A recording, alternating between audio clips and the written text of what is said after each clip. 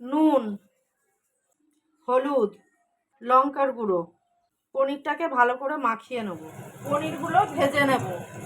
Tomato, কাঁচা লঙ্কা, চালমগজ, কাজু, তেজপাতা, শুকনো লঙ্কা আর জিরে ফোড়ন দিলাম। মটরশুঁটি দিয়ে দিলাম।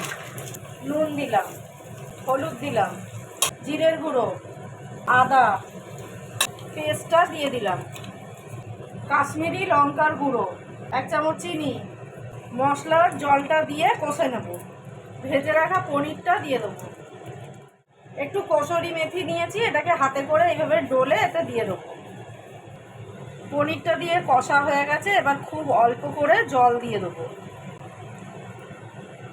তৈরি করলাম মটর পনির।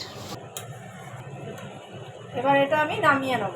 1 টুকরো বাটার এর ওপর দিয়ে দিলাম। এবার এটাকে ঢাকা দিয়ে দেবো। নতুন বন্ধুদের সাবস্ক্রাইব করার জন্য অনুরোধ রইল।